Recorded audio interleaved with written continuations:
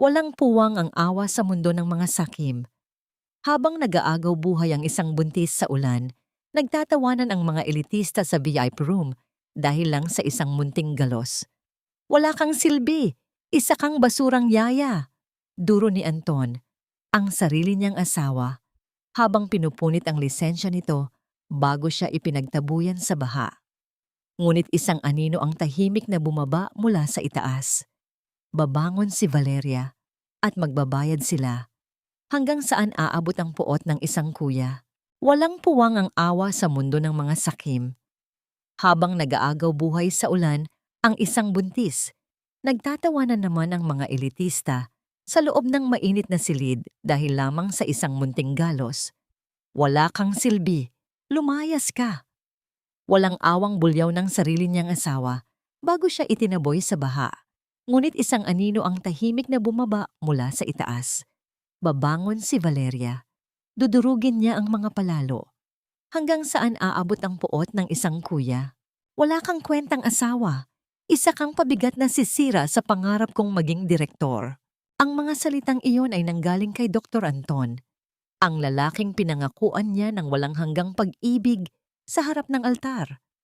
Habang binibitawan nito, ang mga salitang kasing talim ng patalim, ang dalawang kamay ni Valeria ay mahigpit na nakahawak sa isang maliit na puting medyas na ginantsilyo niya ng buong gabi para sa kanilang magiging anak. Ang medyas na iyon ay sumisimbolo sa lahat ng sakripisyo niya, ang pagtitipid sa sariling pagkain, pagtitiis sa mahabang shift sa ospital kahit siya ay 4 na buwang buntis, at paglunok sa lahat ng pang-aalipusta ng kanyang biyenan upang mabuo ang isang perpektong pamilya. Ngunit ngayon, ang perpektong pamilyang iyon ay pinupunit sa mismong harapan niya. Nanigas ang buong katawan ni Valeria. Parang may isang malaking kamay na sumakal sa kanyang lalamunan, pumipigil sa anumang salitang nais kumawala. Ang mga pamilyar na dingding ng ospital na naging pangalawang tahanan niya ay biglang naging malamig at nakakatakot na kulungan. Ang magaan na medyas ay nahulog mula sa kanyang nanginginig na mga daliri. Dumampi sa sahig na walang anumang ingay, ngunit sa kanyang puso ay tila bumagsak ang buong mundo. Bakit kailangang maging kasalanan ang pagpili sa paggawa ng tama? Paano naging isang sumpa ang pusong nagmamahal at nagmamalasakit sa kapwa? Dahan-dahang inangat ni Valeria ang kanyang paningin. Sa harapan niya ay nakatayo si Doña Carmen, ang pinakamaimpluwensyang miyembro ng Board of Directors, nakapamewang at nakasuot ng mga alahas na kayang bumili ng 100 buhay ng mga mahihirap na pasyente. Katabi nito ang asawa ni Valeria, si Dr. Anton, na pawis at halos manginig sa takot na mawala ang pabor ng Donya. "Are you out of your mind, Valeria?" Singal ni Anton. Ang kanyang boses ay umaalingaw-ngaw sa malawak na pasilyo ng VIP ward na ngayon ay pinapanood ng mga tahimik na nurse at gwardiya. "Lumuhod ka at humingi ng tawad kay Doña Carmen. You disrespected her family." Tiningnan ni Valeria ang lalaking ama ng kanyang dinadala.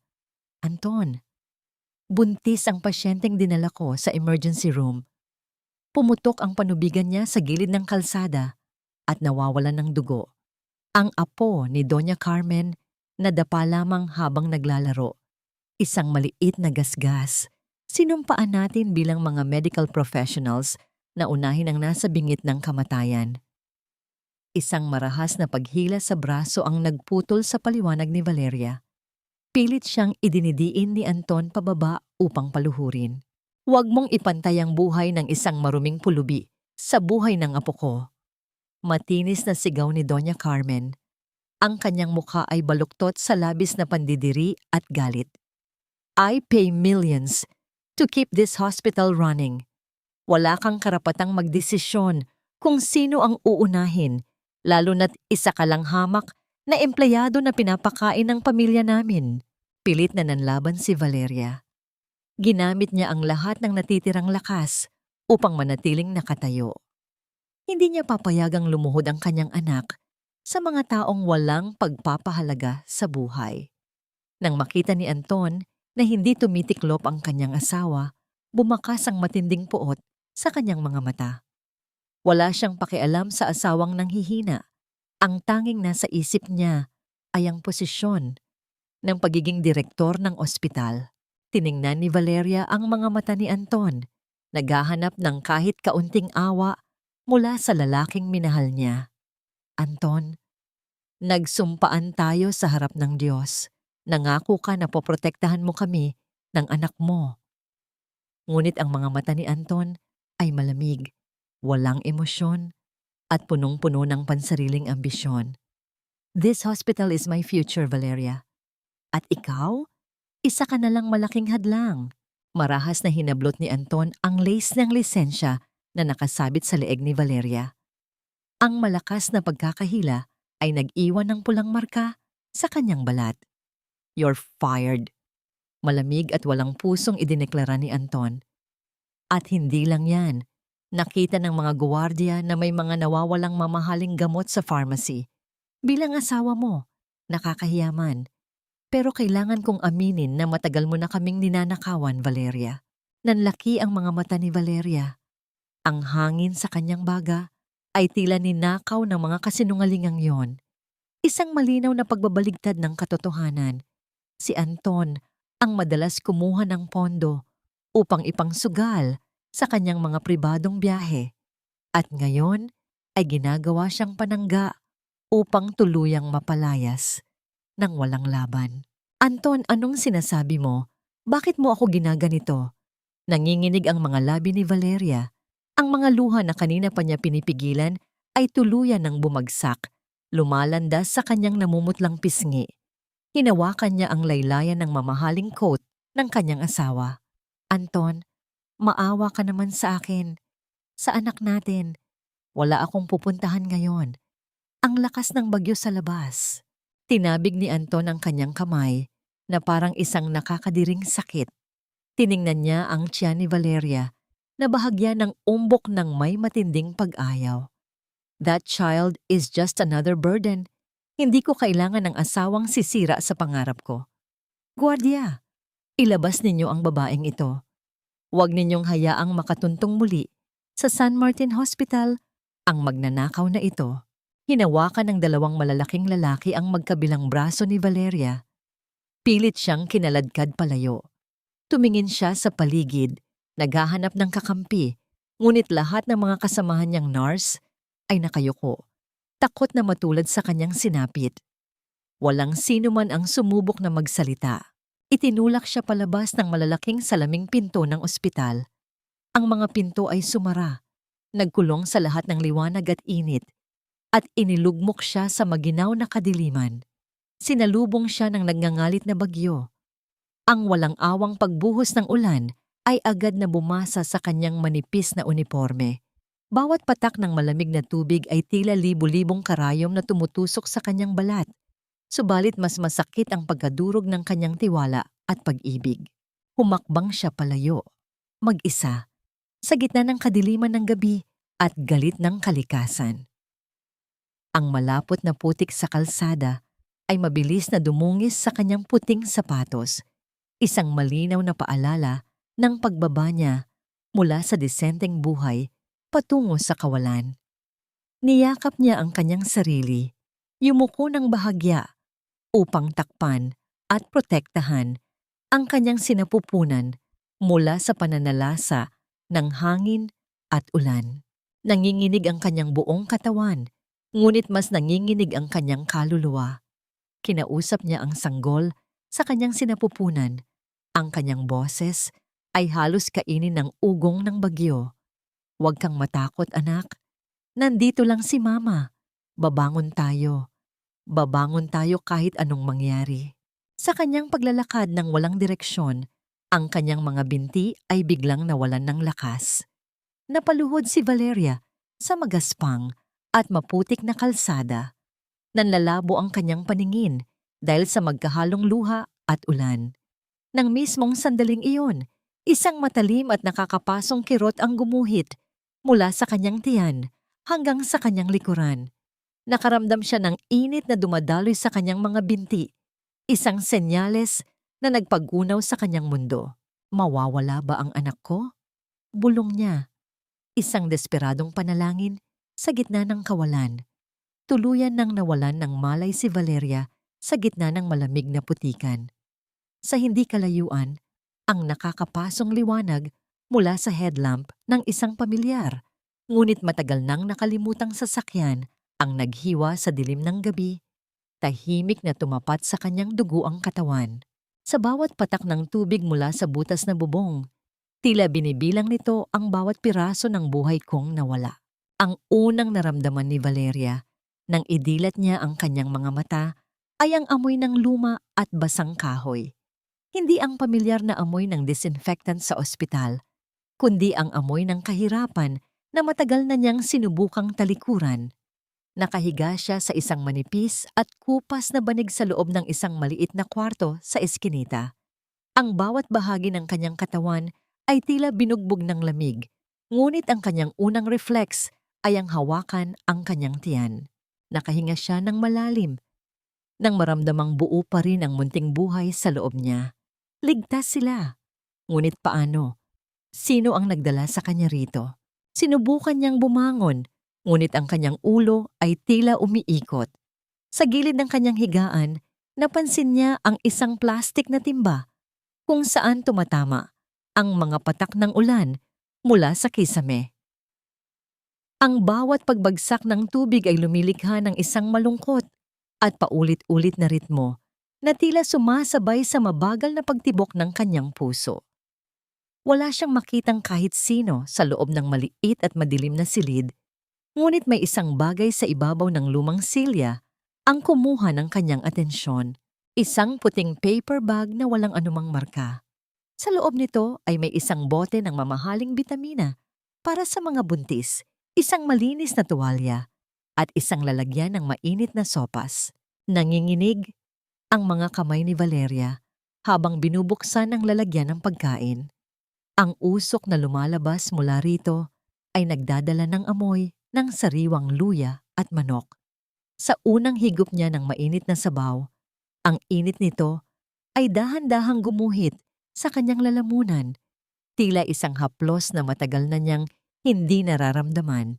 Biglang huminto ang mundo ni Valeria. Ang lasang iyon, ang timpla ng luyang hindi masyadong matapang, at ang tamang anghang ng paminta ay eksaktong katulad ng timpla ng kanyang Kuya Mateo. Bumalik sa kanyang alaala ang mga gabing umuulan noong mga bata pa sila. Kapag nilalagnat siya dahil sa gutom at pagod, si Mateo ay magtitiyagang maghanap ng paraan upang makapagluto ng mainit na tinola. Kain na, Valval. Hanggat nandito si Kuya, hindi ka magugutom. Ang laging bulong nito sa kanya bago ito nawala. 10 taon na ang nakalilipas upang makipagsapalaran. Napahagulgol si Valeria habang hawak ang kutsara. Ang bawat luhang pumapatak sa sopas ay puno ng pangungulila. Kuya, nasaan ka na ba? Tingnan mo ako ngayon. Wala na akong kahit ano. Bulong niya sa hangin, habang ang ulan sa labas ay tila sumasagot sa kanyang pagtangis. Maya-maya pa ay narinig niya ang mahinang katok sa pinto. Pumasok ang isang matandang babae, ang may-ari ng maliit na paupahan. Gising ka na pala, nurse? Wika ng matanda, na ang boses ay puno ng pagtataka. May isang lalaking nagdala sa iyo rito kagabi. Basang-basa ka at walang malay. Binayaran niya ang upa mo rito ng 6 na buwan ng cash. Sabi niya, huwag ka raw naming papabayaan. Lalaki? Sino po siya? Anong hitsura niya? Mabilis na tanong ni Valeria. Ang pag-asa ay muling sumisibol sa kanyang dibdib. Umiling ang matanda. Hindi ko nakita ang mukha niya. Nakasuot siya ng itim na jacket at may takip ang mukha. Pero ang boses niya, napakalumanay, pero ramdam mong makapangyarihan. Siya rin ang nag-iwan ng pagkain yan. Natahimik si Valeria. Ang kanyang isipan ay naglalakbay. Imposibleng si Mateo iyon. Ang huling balita niya, ang kanyang kuya ay naghihirap sa ibang bansa at matagal nang hindi nagpaparamdam. Pero sino ang mag-aabalang tumulong sa isang yata na pinalayas at pinagbintangan ng kasalanan. Kinuha ni Valeria ang kanyang cellphone mula sa bulsa ng basang uniforme na ngayon ay tuyo na. Ang screen ng telepono ay basag, ngunit gumagana pa rin ito. Sa sandaling bumukas ang ilaw nito, tila isang panibagong kidlat ang tumama sa kanyang puso. Isang mensahe mula kay Anton ang bumungad sa kanya. Hindi ito mensahe ng pagsisisi o pag-aalala. Isang litrato ito. Nakita ni Valeria ang kanyang asawa, nakangiti ng malapad habang nakayakap sa bewang ni Sofia, ang magandang pamantang ni Doña Carmen. Sila ay nasa isang marangyang restaurant, nagdiriwang habang siya ay halos mamatay sa putikan. Sinundan ito ng isang text message na punong-puno ng kamandag. Huwag mo nang subukang bumalik, Valeria. Sofia is everything you could never be. Pirmahan mo ang annulment papers na ipapadala ko o sisiguraduhin kong sa oras na ipanganak mo ang batang yan, kukunin ko siya sa'yo at itatapon sa ampunan. You're a thief and a failure. Wala kang karapatang maging ina. Nabitawan ni Valeria ang cellphone sa sahig. Ang bawat salita ni Anton ay tila mga kuko na kumakalmot sa kanyang kaluluwa. Ang sakit ay hindi na lamang pisikal. Ito ay isang lason na dahan-dahang pumapatay sa kanyang natitirang tiwala sa tao. Ang lalaking pinagkatiwalaan niya ng kanyang buhay at ng buhay ng kanyang anak ay handang saktan siya hanggang sa huling sandali. Tumingin si Valeria sa kisame, sa mga patak ng tubig na patuloy na bumabagsak sa timba. Ang kanyang mga mata na kanina ay puno ng luha ay unti-unting naging matigas. Ang takot ay pinalitan ng isang malamig at matalim na determinasyon. Hindi mo makukuha ang anak ko, Anton. Hinding-hindi. Mariing panata niya sa sarili. Ngunit sa gitna ng kanyang galit, isang tanong ang nananatiling nakabitin sa hangin. Sino ang misteryosong lalaking nagligtas sa kanya? At bakit tila kilala nito ang bawat hibla ng kanyang pagkatao? Sa labas ng eskinita, sa ilalim ng dilim, muling humarurot ang isang itim na sasakyan, iniwan ng isang Valeria na nagsisimula ng maghasik ng binhi ng paghihiganti sa kanyang puso. Ang pinakamasakit na katotohanan ay hindi ang pag-iisa, kundi ang malaman na ang taong binuo mo ng pangarap ang siya ring wumasak sa iyong pagkatao. Sa kabila ng panghihina, pinilit ni Valeria na bumangon at lumabas ng kanyang silid.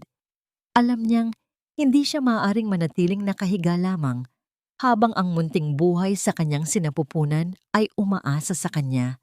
Bit-bit ang kanyang lumang bag at ang kaunting lakas na natitira, nagtungo siya sa isang maliit at pampublikong klinika sa dulo ng kalsada. Ang bawat hakbang niya ay tila isang pakikipagbuno sa bigat ng kanyang sariling katawan.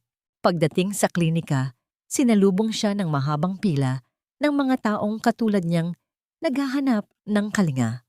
Ang amoy ng gamot at ang ingay ng mga batang umiiyak ay nagpaalala sa kanya sa buhay na nawala sa kanya sa ospital ng San Martin.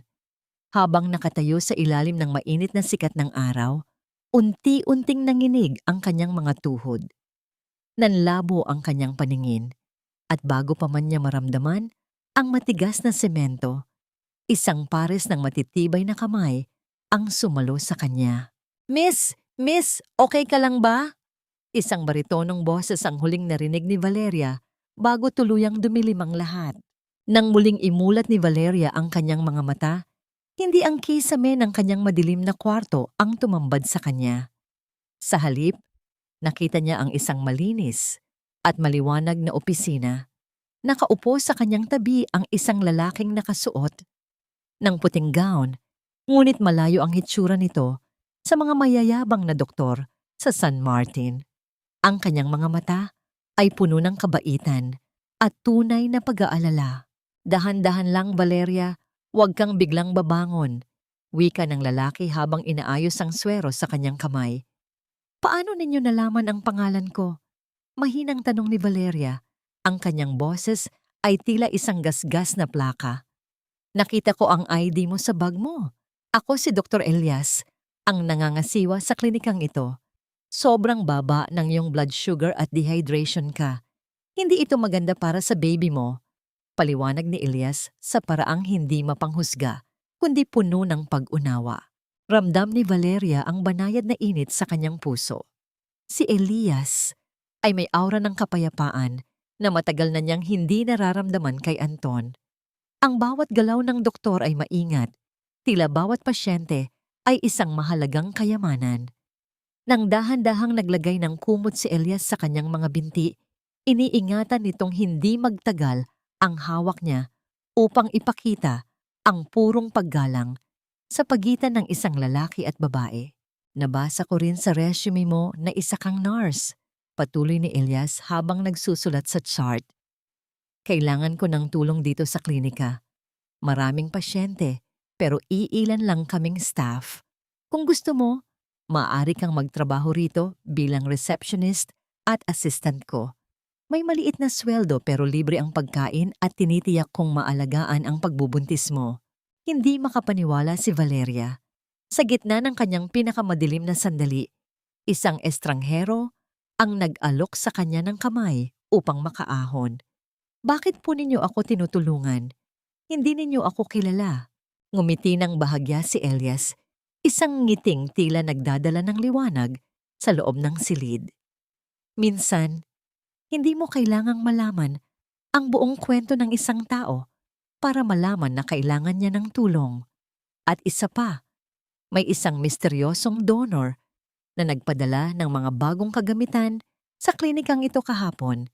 Sabi niya, gamitin ko raw ito para sa mga taong karapat-dapat. Sa tingin ko, isa ka sa kanila. Natahimik si Valeria. Ang misteryosong donor muli. May isang taong patuloy na gumagabay sa kanya mula sa dilim. Nagsimulang magtrabaho si Valeria sa klinika ni Elias. Sa bawat araw na lumilipas, unti-unting bumabalik ang kulay sa kanyang mga pisngi at ang sigla sa kanyang mga mata. Pakiramdam niya ay muli siyang isinisilang. Ngunit ang kapayapaang yon ay tila isang panandaliang pangarap lamang.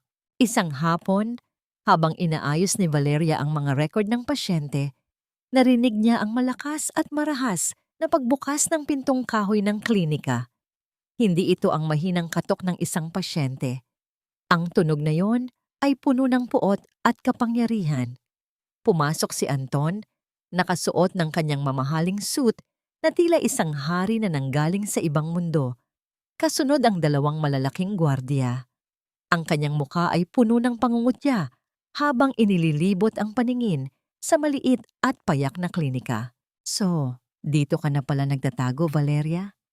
Ang boses ni Anton ay puno ng lason, sapat na upang patigilin ang tibok ng puso ni Valeria. Kasama ang isang hamak na doktor sa kalsada? Akala mo ba ay makakatakas ka sa akin? Iwinagayway ni Anton ang isang makapal na bundle ng mga papeles sa harap ng mukha ni Valeria. Nandito ako para sa dalawang bagay, ang pirma mo sa annulment at ang pagsasara ng basurang klinikang ito. Tumayo si Elias mula sa kanyang mesa. Ang kanyang mga mata ay matatag at handang ipagtanggol ang kanyang klinika. Ngunit bago pa man siya makapagsalita, hinawakan ni Anton ang braso ni Valeria nang napakahigpit na tila ibig nitong durugin ang buto ng babae. Masyado ka nang naging matapang, Valeria. Oras na para ipaalala ko sa'yo kung sino ang may-ari ng buhay mo. Bulong ni Anton nang may nakakatakot na ngiti. Ang bawat hapdi sa aking balat ay hindi kasing talim ng mga salitang lumalabas sa iyong bibig. Ang lalaking nangakong magiging proteksyon ko, ngunit siya palang magiging pinakamalaki kong sugat. Nanatiling nakabaon ang mga daliri ni Anton sa braso ni Valeria. Tila wala siyang pakialam kung mag-iwan man ito ng pasa sa maputlang balat ng kanyang asawa. Ang kanyang mga mata ay nagniningning sa galit habang inililibot ang paningin sa maliliit na gamit sa loob ng klinika ni Dr. Elias. Para kay Anton, ang lugar na ito ay isang insulto sa kanyang katayuan. Isang maruming sulok na hindi nararapat para sa sinumang nauugnay sa kanyang pangalan. Tingnan mo ang sarili mo, Valeria. Pagkutya ni Anton, ang kanyang boses ay puno ng puot na tila lason.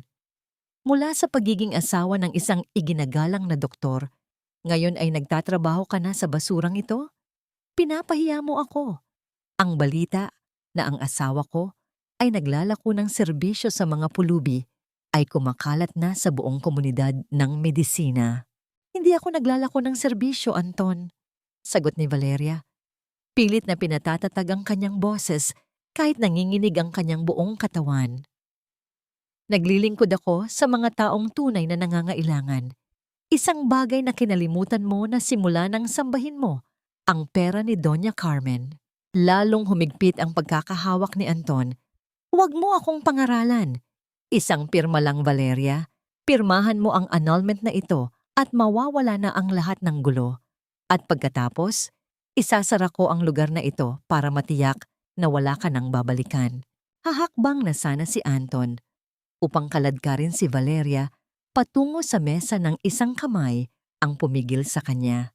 Si Dr. Elias, na kanina patahimik na nagmamasid, ay humarang sa pagitan ng dalawa. Ang mukha ni Elias ay kalmado, ngunit ang kanyang mga mata ay kasing tigas ng bakal. Bitawan mo siya, Dr. Anton. Ang malumanay ngunit mariing utos ni Elias. Nasa loob ka ng aking klinika at sa lugar na ito, hindi namin pinahihintulutan ang anumang uri ng karahasan, lalo na sa isang babaeng nagdadalang tao. Tumawa si Anton nang may halong pangungutya.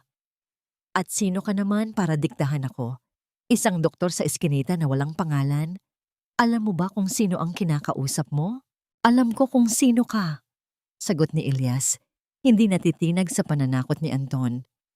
Ikaw ang lalaking tinalikuran ng kanyang sinumpaang tungkulin para sa ambisyon. Bitawan mo ang kamay niya bago ko tawagin ang mga awtoridad. Dahil sa inis, marahas na binitawan ni Anton ang braso ni Valeria. Dahilan upang mapaatras ang babae. Kinuha ni Valeria ang pagkakataong iyon. Sa halip na umiyak at magmakaawa, kinuha niya ang ballpen sa ibabaw ng mesa. Ang kanyang mga kamay ay hindi na nanginginig. Sa bawat guhit ng kanyang pirma sa papeles ng annulment, naramdaman niya ang unti-unting pagputol ng mga tanikalang nag-uugnay sa kanya sa lalaking ito. Pagkatapos niyang pumirma, itinapon niya ang papel sa dibdib ni Anton. Bumaon ang dulo ng ballpen sa papel hanggang sa mapunit ito ng bahagya. Isang pisikal na patunay ng pagwawakas ng kanilang ugnayan. Ayan na ang hinihingi mo, Anton. Wika ni Valeria. Ang kanyang boses ay puno ng bagong tuklas na tapang. Pero tandaan mo ito, simula sa araw na ito, hindi mo na ako pag-aari. At ang batang dinadala ko, hinding-hindi niya malalaman na mayroon siyang amang kasing dumi ng budhi mo dahil sa labis na pagkapahiya sa harap ng kanyang mga gwardiya at ni Elias. Itinaas ni Anton ang kanyang kamay. Tila balak saktan si Valeria. Ngunit mabilis ang naging kilos ni Valeria. Binuo niya ang lahat ng kanyang natitirang dignidad at lakas. Isang malakas na sampal ang dumapos sa pisngi ni Anton. Ang tunog ng kanyang palad na tumama sa balat ng lalaki ay umalingaw-ngaw sa buong silid na sinundan ng nakakangilong katahimikan.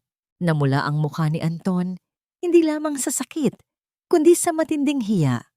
Ngunit bago pa siya makaganti, biglang tumunog ang cellphone ng isa sa kanyang mga gwardiya. Ang gwardiya ay mabilis na lumapit kay Anton at may ibinulong na nagpabago sa ekspresyon ng kanyang mukha. Namutla si Anton at tila nawalan ng hangin. Anong ibig mong sabihin na hindi makontak ang bangko? Pabulong na tanong ni Anton sa kanyang tauhan. Ngunit sapat na para marinig ni na Valeria. Hindi sumagot ang gwardiya. Tanging ang takot sa kanyang mga mata ang nagsilbing tugon. Tiningnan muli ni Anton si Valeria. Ngayon ay may halong pagdududa at kaba. Ngunit agad din itong napalitan ng kanyang nakasanayang kayabangan. Hindi pa tayo tapos, Valeria. Banta niya habang inaayos ang kanyang suit. Maaring nakakuha ka ng maliit na tagumpay ngayon, pero tingnan natin kung saan ka pupunta bukas. Eksaktong pagtalikod ni Anton, pumasok ang may-ari ng lupang kinatitirikan ng klinika. Ang lalaki ay may dalang isang pirasong papel na naglalaman ng isang balita na nagpaguho sa mundo ni na Elias at Valeria. Pasensya na, Dr. Elias, wika ng may-ari ng lupa na hindi makatingin ng diretso sa kanila. Kailangan ninyong lisanin ang lugar na ito sa loob ng 24 na oras. Binili na ng isang malaking kumpanya ang lupang ito at may utos na gibain ng gusali bukas na bukas din. Isang malademonyong nangiti ang sumilay sa mga labi ni Anton. Sabi ko sa iyo, Valeria, walang lugar sa mundong ito ang ligtas para sa iyo hanggat gusto ko. Bukas, mag-isa ka na namang muli sa kalsada. Lumabas si Anton, kasama ang kanyang mga tauhan. Iniwan ang isang nakakabinging katahimikan sa loob ng klinika. Napatingin si Valeria sa papel ng eviction na dahan-dahang nalaglag sa mesa. Habang ang ulan sa labas ay muling nagsisimulang pumatak, tila nagbabadya ng panibagong unos. Ang bawat hakbang patungo sa kawalan ay tila isang paalala na ang tanging sandigan ng mahihirap ay ang kanilang pangarap. Ngunit paano kung pati ang pangarap na iyon ay nakatakda ring bawiin? Ang gabi bago ang nakatakdang paggiba sa klinika ay ang pinakatahimik at pinakamabigat na gabing naranasan ni Valeria. Sa ilalim ng andap-andap na ilaw ng bumbilya, dahan-dahan nilang inililigpit ni Dr. Elias ang mga gamot at kagamitang medikal. Bawat paglalagay ng gamit sa loob ng karton ay tila paglilibing sa huling pag-asa ni Valeria na magkaroon ng payapang buhay. Pasensya ka na, Elias. Mahinang wika ni Valeria habang nakatingin sa kanyang mga kamay na nanginginig. Dahil sa akin, nadamay ka sa galit ni Anton. Ako ang nagdala ng malas sa lugar na ito. Tumigil si Elias sa kanyang ginagawa at tumingin kay Valeria ng may malalim na pangunawa. Huwag mong sabihin iyan, Valeria. Ang malas ay hindi nagmumula sa mga taong nagmamahal, kundi sa mga taong nagnanais manakit. Ang klinikang ito ay itinatag para sa mga walang boses at hanggat may puso tayong handang tumulong, hindi kailanman mabubura ang misyon natin. Ngunit sa likod ng mga salitang iyon, ramdam ni Valeria ang bigat sa dibdib ng doktor. Alam niyang ito ang kaisa-isang ari-arian ni Elias na pinaghirapan nito sa loob ng maraming taon. Kinabukasan, ang ingay ng mga makina at ang yabag ng mga taong naghahanda para sa demolisyon ang gumising sa kanilang diwa. Sa labas ng klinika, nakatayo na ang may-ari ng lupa, kasama ang ilang mga tauhan na handa nang sirain ang mga pader. Ang lalaki ay may bakas ng kaba sa kanyang mukha. Tila hindi rin siya komportable sa kanyang ginagawa. Ngunit ang takot sa kapangyarihan ni Anton at ng pamilya nito ang nangingibabaw. Umalis na kayo riyan, sigaw ng isa sa mga tauhan habang inihahanda ang malaking martilyo. Yumakap si Valeria sa kanyang tiyan, pilit na nagpapakumbaba sa harap ng kawalan ng katarungan. Ngunit bago pa man tumama ang unang hampas sa pader, isang sunod-sunod na busina ng mga sasakyan ang pumutol sa tensyon. Mula sa dulo ng kalsada, isang hanay ng mga mamahaling itim na sasakyan ang dahan-dahang pumarada sa tapat ng maliit na klinika. Ang kinang ng kanilang mga pintura ay tila isang malaking insulto sa marumi at maputik na eskinita. Natahimik ang lahat. Maging ang may-ari ng lupa ay napatigil at napanganga. Mula sa gitnang sasakyan, bumaba ang isang lalaking naka-Amerikana. Hawak ang isang mamahaling leather na bag. Siya ay si Attorney Fernando, isa sa mga pinakatanyag na abogado sa bansa na ang tanging kliyente ay ang mga pinakamayayaman at pinakamakapangyarihang tao sa Asya. Naglakad ang abogado patungo sa may-ari ng lupa. Ang tunog ng kanyang mamahaling sapatos sa semento ay tila isang babala. Sino ang nag-utos sa inyo na galawin ang gusaling ito? Malamig na tanong ng abogado. Ako po ang may-ari ng lupang ito, nanginginig na sagot ng lalaki. May kasunduan na kami ni Dr. Anton para sa pagbebenta. Wala ng kasunduan. Putol ng abogado habang may inilalabas na isang makapal na folder mula sa kanyang bag. Simula 8:00 ngayong umaga, ang buong lupang ito kasama ang gusali at ang mga katabing lote ay binili na ng aking kliyente sa halagang triple sa inaalok ng sinumang partido. Ang utang na ginamit ni Dr. Anton upang i-pressure kayo ay bayad na rin sa bangko. Namutla ang may-ari ng lupa.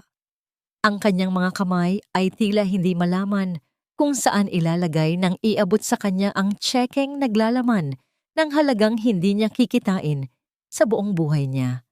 Naglakad ang abogado patungo kina Valeria at Elias na nakatayo lamang sa pintuan ng klinika, hindi makapaniwala sa mga nangyayari. Tumigil ang abogado sa harap ni Valeria at yumuko ng bahagya bilang tanda ng matinding paggalang.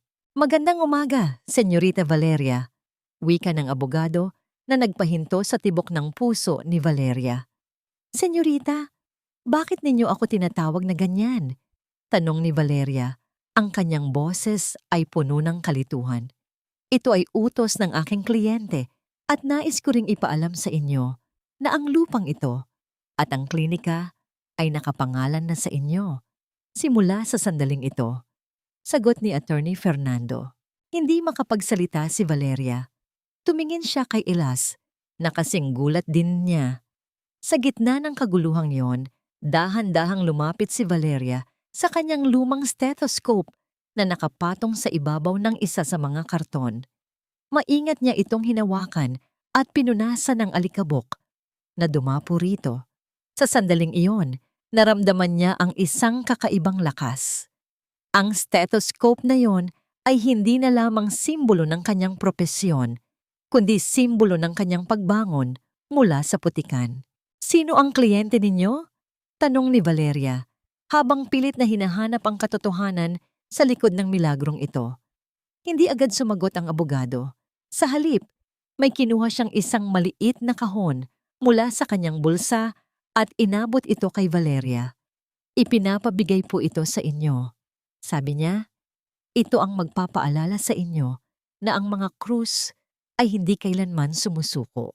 Nanginginig ang mga daliri ni Valeria habang binubuksan ang maliit na kahon. Sa loob nito ay nakahiga ang isang pamilyar na kwintas na pilak na may palawit na hugis krus. Ito ang eksaktong kwintas na ibinigay ni Valeria sa kanyang kuya Mateo 10 taon na ang nakalipas bilang regalo sa kaarawan nito, bago ito lumisan upang magtrabaho sa malayo. Ang malamig na haplos ng pilak sa kanyang balat ay tila isang kuryenteng nagpagising sa kanyang buong pagkatao. Ang mga luha na kanina pa niya pinipigilan ay muling bumuhos, ngunit sa pagkakataong ito, hindi ito luha ng pait, kundi luha ng pag-asang matagal na niyang akalang patay na. "Kuya!" bulong ni Valeria, habang nakatingala sa langit na tila nagbabadya ng paglitaw ng araw pagkatapos ng mahabang unos. Ang pinakamalakas na tao sa mundo ay hindi ang may hawak ng lahat ng kayamanan, kundi ang taong handang lumuhod sa putikan para lamang protektahan ang kanyang pamilya. Matapos ang sunod-sunod na milagro sa klinika, dinala si Valeria ni Attorney Fernando sa isang lugar na tila kinuha mula sa kanyang mga pangarap. Habang mabilis na tumataas ang elevator sa loob ng pinakamataas na gusali sa gitna ng Makati, naramdaman ni Valeria ang bahagyang pagkabingi dahil sa bilis ng pag-akyat. Tila iniiwan niya ang lahat ng hirap at dumi ng kalsada sa ibaba. Ang mga pader na gawa sa makintab na salamin ay nagpapakita ng unti-unting pagliit ng mga sasakyan sa baba, tila mga langgam na walang kapangyarihan. Nang bumukas ang pintuan ng elevator, bumungad sa kanya ang isang malawak na penthouse. Ang bawat sulok ay puno ng karangyaan, mula sa mga sahig na gawa sa puting marmol hanggang sa mga dambuhalang bintana na nagpapakita ng buong ganda ng lungsod. Ngunit sa gitna ng lahat ng ito, isang figura ng lalaki ang nakatayo sa tapat ng bintana, nakatalikod at nakatingin sa malayo. Nagtama ang mga mata ni Valeria at ng kanyang sariling refleksyon sa salamin.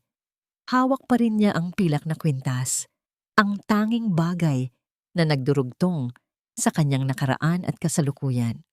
Ang kanyang puso ay tumitibok ng mabilis, tila isang ibong nais kumawala sa hawla. "Kuya?" Ang mahinang tawag ni Valeria. Ang kanyang boses ay nanginginig, puno ng takot na baka ang lahat ng ito ay isa lamang panaginip na maglalaho sa kanyang paggising. Dahan-dahang humarap ang lalaki. Ang kanyang muka ay mas matanda na. May mga linyang nagpapakita ng mga taon ng pakikipaglaban sa malupit na mundo. Ngunit ang kanyang mga mata ay nanatiling pamilyar. Ang mga matang laging nagbabantay kay Valeria noong sila ay bata pa. Si Mateo Cruz, ang bilyonaryong kinatatakutan sa mundo ng pananalapi, ay wala na. Ang tanging naroon ay ang kanyang kuya. Bumagsak ang mga balikat ni Mateo nang makita ang kalagayan ng kanyang kapatid. Tinitigan niya ang kupas na uniforme ni Valeria, ang kanyang mga sapatos na puno pa rin ng putik mula sa eskinita, at ang bahagyang umbok sa kanyang tiyan. Ang matinding awa at pagsisisi ay gumuhit sa mukha ni Mateo. Hindi na nakapagsalita si Valeria. Ang 10 taon ng pangungulila, ang sakit ng pagtataboy ni Anton, at ang hirap ng pag-iisa sa gitna ng bagyo ay biglang sumabog. Tumakbo siya patungo sa kanyang kapatid at isinubsob ang kanyang mukha sa dibdib nito. Ang yakap ni Mateo ay matatag at mainit, tila isang kuta na hinding-hindi matitibag ng anumang unos. Valval, patawarin mo ako. Ang basag na boses ni Mateo habang hinahaplos ang buhok ng kapatid. Patawarin mo si kuya dahil hinayaan kitang masaktan ng ganito. Patawarin mo ako dahil wala ako sa tabi mo noong kailangan mo ako. Ang bilyonaryong si Mateo, ang lalaking hindi kailanman yumuko sa sinumang kalaban, ay dahan-dahang lumuhod sa harap ng kanyang kapatid. Ang kanyang mga mamahaling tuhod ay dumampi sa puting marmol habang tinitingnan niya ang mga mata ni Valeria. Kinuha ni Mateo ang isang puting panyo na gawa sa mamahaling sutla mula sa kanyang bulsa. Sa halip na punasan ang sarili niyang mga luha, dahan-dahan niyang iniyuko ang kanyang katawan upang punasan ang mga bahid ng tuyong putik sa luma at mumurahing sapatos ni Valeria. Bawat kuskus ng panyo ay tila isang paghingi ng tawad sa bawat hakbang ng hirap na dinaanan ng kanyang kapatid. Hinding-hindi na muling dadampi ang putik sa iyong mga paa, Valeria. Panata ni Mateo habang nakatingin sa kapatid ng may matinding determinasyon. Ang bawat luhang pumatak mula sa iyong mga mata ay babayaran nila ng dugo. Ang bawat taong humamak sa iyo, ang bawat taong nagparamdam sa iyong ikaw ay basura. Sisiguraduhin kong sila ang hihiling na sana ay hindi na lang sila isinilang. Bumangon si Mateo at inakay si Valeria patungo sa isang malambot na sopa. Tinawagan niya ang kanyang sekretarya sa pamamagitan ng isang intercom at ang kanyang boses ay biglang nagbago mula sa malambot na kuya patungo sa isang malupit na mandaragit. Simulan na ang Project San Martin, ang maikling utos ni Mateo. Gusto kong malaman ang bawat sentimong utang ni Doña Carmen at ang lalaking nagngangalang Anton. Ihanda ang lahat ng ebidensya ng kanyang pagnanakaw sa pondo ng ospital. Huwag ititira kahit isang pirasong tela sa kanilang katawan. Habang dinadama ni Valeria ang kapanatagan sa piling ng kanyang kapatid, sa kabilang dako naman ng lungsod, isang itim na kahon ang inihatid sa mansyon ni Doña Carmen. Kasalukuyang nagpapakasaya si Doña Carmen sa kanyang tiya nang buksan niya ang kahon. Walang kahit anong sulat sa loob, tanging isang tuyong rosas na tila matagal nang nabulok at isang notisya mula sa stock market. Ang kanyang mga mata ay nanlaki nang makitang ang mga shares ng kanyang pamilya sa lahat ng malalaking kumpanya ay biglang bumagsak ng walang babala. Ang tuyong talulot ng rosas ay nalaglag mula sa kanyang nanginginig na mga daliri patungo sa kanyang mamahaling carpet, habang ang tunog ng sunod-sunod na tawag sa kanyang telepono ay nagsisimulang punan ang katahimikan ng mansyon. Ang katahimikan ng isang marangyang buhay ay hindi laging nagbibigay ng kapayapaan. Madalas, ito ay nagsisilbing salamin lamang kung gaano kalalim ang mga sugat na naiwan ng nakaraan. Sa loob ng penthouse ni Mateo, tila huminto ang oras para kay Valeria. Ang bawat umaga niya ay nagsisimula sa malambot na seda ng kanyang higaan at ang sikat ng araw na dahan-dahang gumagapang mula sa malalaking bintana. Ngunit sa kabila ng lahat ng karangyaan, madalas pa ring matagpuan ni Valeria ang kanyang sarili na nakatingin sa kanyang mga palad. Tila hinahanap ang gasgas ng mga kalyo mula sa pagtatrabaho sa ilalim ng ulan. Pakiramdam niya ay isa siyang estranghero sa loob ng isang palasyong gawa sa salamin. Isang hapon, habang nakaupo si Valeria sa balkonahe at pinapanood ang paglubog ng araw, narinig niya ang mahinang yabag ng sapatos sa marmol na sahig. Hindi ito ang mabigat at awtoritadong hakbang ni Mateo. Ito ay mas banayad at tila nag-aalangan. "Magandang hapon, Valeria." Lumingon si Valeria at nakita si Dr. Elias. Nakasuot pa rin ito ng kanyang simpleng polo, bitbit ang kanyang itim na medical bag. Bahagyang nagliwanag ang mukha ni Valeria. Sa gitna ng lahat ng ginto at pilak sa paligid niya, si Elias ang tanging bagay na nagpapaalala sa kanya ng tunay na mundo. Ang mundong may malasakit at serbisyo. "Elias, bakit hindi mo sinabing darating ka?" Wika ni Valeria habang pilit na tumatayo. "Pinayagan ako ng iyong Kuya Mateo na dumaan para i-check ang kalagayan mo at ng bata." Sagot ni Elias habang dahan-dahang lumalapit. May kaunting ilangan sa kanyang mga mata habang tinitingnan ang marangyang paligid. Ngunit nang magtama ang kanilang paningin, ang ilit na yon ay napalitan ng pamilyar na init ng pagkakaibigan. "Mukhang hiyang ka sa hangin dito sa itaas. Mas maganda ang kulay ng iyong mga pisngi ngayon." Habang isinasagawa ni Elias ang routine check-up, napansin ni Mateo ang dalawa mula sa malayo. Nakatayo ang bilyonaryo sa dilim ng pasilyo, tahimik na nagmamasid. Nakita niya kung paano naging mas maluwag ang paghinga ng kanyang kapatid sa tuwing magsasalita ang doktor. Nakita niya ang sinseridad sa bawat galaw ni Elias. Bilang isang kuya na dumaan sa matinding hirap, alam ni Mateo kung paano kumilala ng taong may malinis na intensyon. At sa sandaling iyon, dahan-dahang bumukas ang pinto ng kanyang tiwala para sa doktor. "Valeria, subukan mong huminga ng malalim." Malumanay na utos ni Elias habang inilalagay ang kanyang mga daliri sa bahagi ng tiyan ni Valeria upang pakiramdaman ang posisyon ng bata. Isang kakaibang pintig ang naramdaman ni Valeria mula sa loob. "Elias." Sumisipa siya. Dahan-dahang kinuha ni Elias ang kamay ni Valeria at itinuon ito sa bahaging gumagalaw. Sa hindi inaasahang pagkakataon, nagdampi ang kanilang mga balat. Ang magaspang at matatag na kamay ng doktor sa malambot at nanginginig na kamay ni Valeria. Isang banayad na kuryente ng init ang gumuhit sa pisngi ni Valeria. Sa loob ng maraming taon kasama si Anton, hindi niya kailanman naramdaman ang ganitong uri ng paggalang at pag-iingat. Ang paghawak ni Elias ay tila isang banal na seremonya, hindi nagmamadali, puno ng purong malasakit. "Nararamdaman mo ba?" Bulong ni Elias. Ang kanyang boses ay tila isang himig na nagpapakalma sa lahat ng bagyo sa puso ni Valeria. "Malakas ang iyong anak. Katulad mo, isa siyang fighter."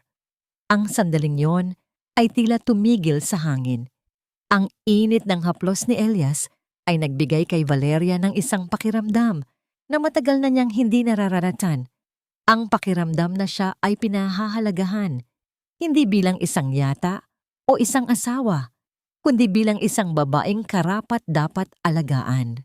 Habang namumuo ang isang bagong pag-asa sa penthouse, ang kabilang panig naman ng lungsod ay nilalamon ng matinding takot. Sa loob ng opisina ng direktor sa San Martin Hospital, halos hindi mapakali si Anton. Ang bawat tawag niya sa kanyang mga investors ay nagtatapos sa isang nakakabinging katahimikan.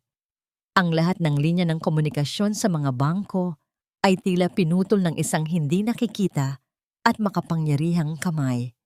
Ang amoy ng malamig na kape at ang usok ng sunod-sunod na sigarilyo ang pumupuno sa silid na dating puno ng kanyang kayabangan. Sir, tumawag po ang audit team. Ulat ng kanyang sekretarya na nanginginig ang boses. May nakita silang butas sa pondo ng ospital. Kailangan nating maibalik ang 5 milyong piso bago ang susunod na linggo. Kung hindi ay kakasuhan kayo ng plunder. Namutla si Anton. Ang 5 milyong yon ay nagastos na niya sa mga sugal at luho para mapabilib si Sofia at Doña Carmen. Napatingin siya sa dambuhalang vault sa sulok ng opisina. Ang vault na naglalaman ng emergency funds para sa mga mahihirap na pasyente at sa maintenance ng mga kagamitan. Ang kanyang mga mata ay nanlilisik sa desperasyon.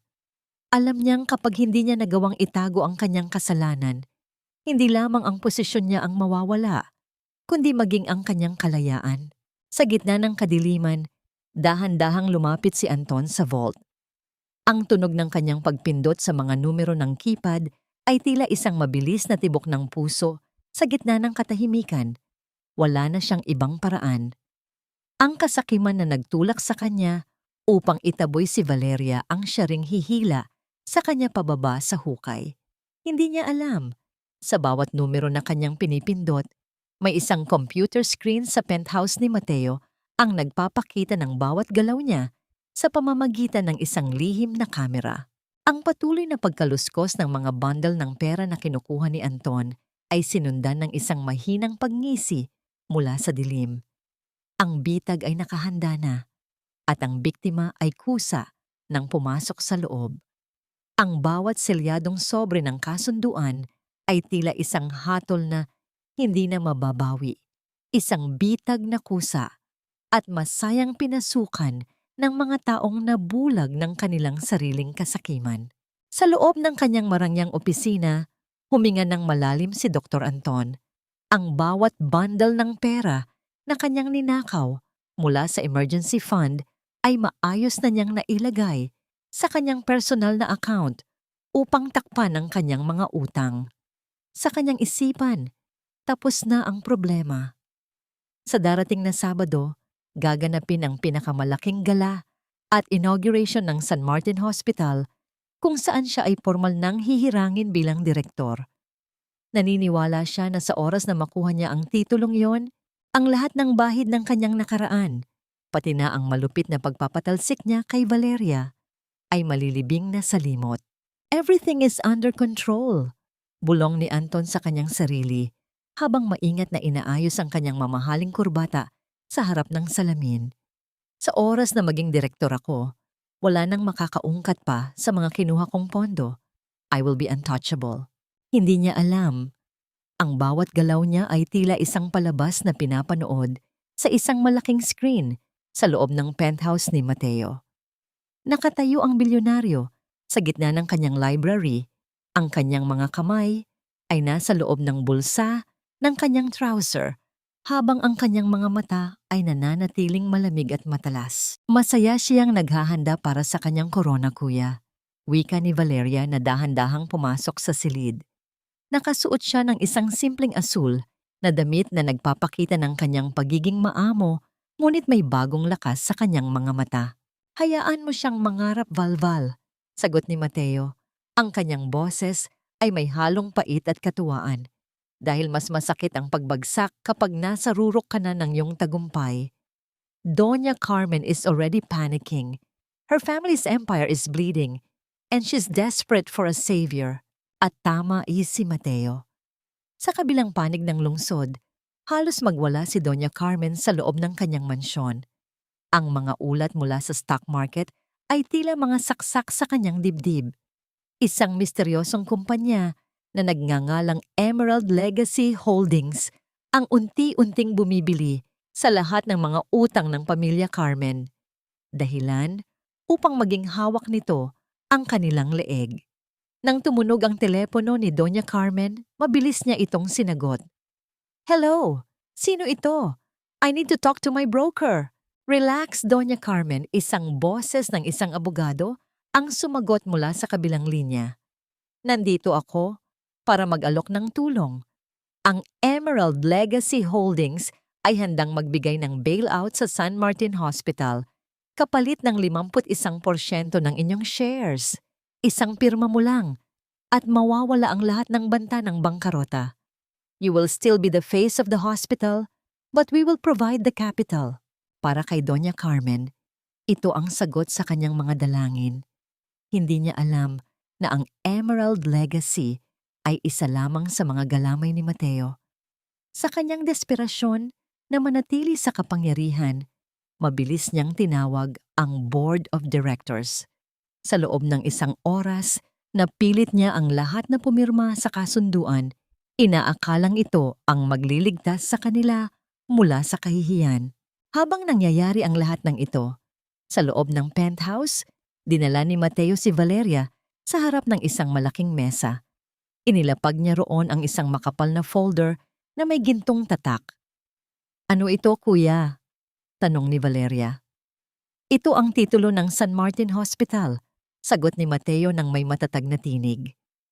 "Simula ngayong gabi, ang ospital na nagtapon sa iyo sa ulan ay pag-aari mo na.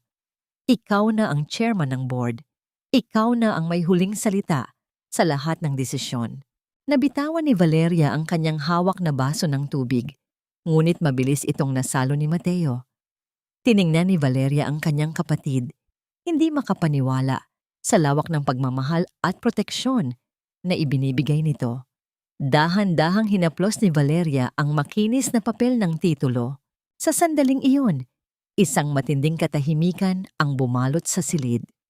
Ang tanging naririnig ay ang mahinang pagkaluskos ng telang sutla mula sa bagong bestida ni Valeria habang siya ay dahan-dahang humaharap sa malaking salamin.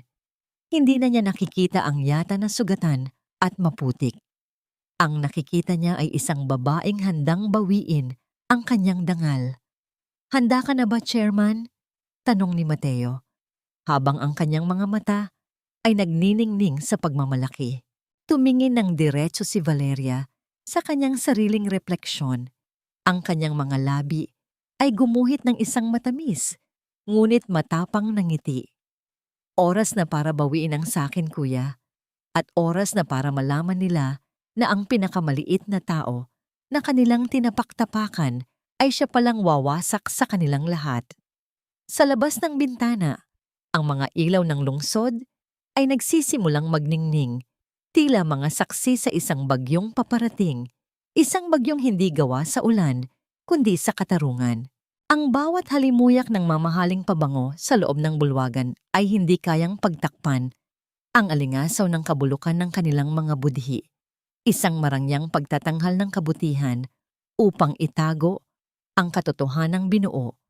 Ang lahat ng ito sa ibabaw ng mga pangarap na kanilang winasak.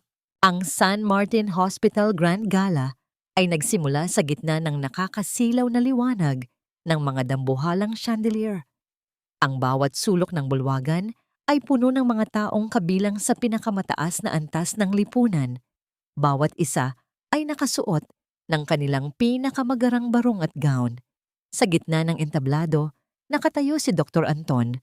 Suot ang isang pasadyang taksido na tila iginuhit sa kanyang katawan. Ang kanyang mukha ay puno ng isang uri ng katagumpayan na tila wala nang makakapigil pa.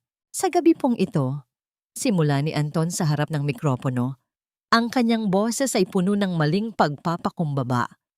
Hindi lamang natin ipinagdiriwang ang bagong yugto ng San Martin Hospital, ipinagdiriwang din natin ang ating dedikasyon sa paglilingkod sa ating kapwa, lalo na sa mga mahihirap nating kapatid na nangangailangan ng kalinga. Isang malakas at masigabong palakpakan ang pumuno sa bulwagan. Ngunit sa gilid ng entablado, malapit sa pintuan ng kusina, isang matandang janitor ang palihim na dumura sa loob ng basurahan matapos marinig ang kasinungalingan ni Anton. Naalala ng matanda kung paano dinala ni Valeria ang isang sugatang bata sa gitna ng gabi at kung paano ito itinaboy ni Anton nang walang pag-aalinlangan. Sa isang sulok naman, nagbubulungan ang mga nurse na dati ay kasamahan ni Valeria. Ang kanilang mga mata ay puno ng lungkot at pagkabahala habang pinapanood ang lalaking nagpahirap sa kanilang kaibigan na ngayon ay pinararangalan bilang bayani.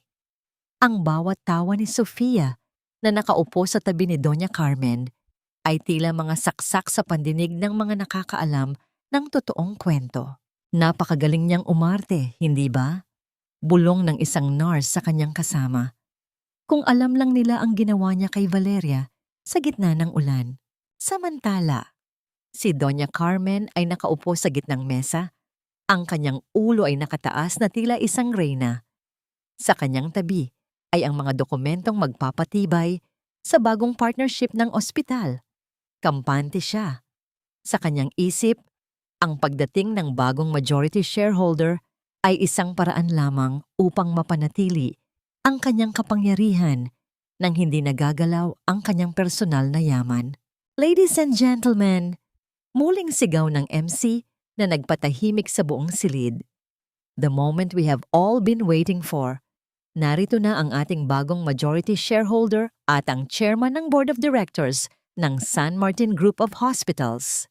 Ang malalaking pintuan ng bulwagan ay dahan-dahang bumukas. Ang tunog ng mga yabag sa pulang carpet ay tila isang babala na nagpapatigil sa bawat usapan. Sa labas ng gusali, isang napakahabang itim na sasakyan ang dahan-dahang huminto sa tapat ng entrance. Ang kinang nito ay tila nagnanakaw ng pansin mula sa mga bituin sa langit.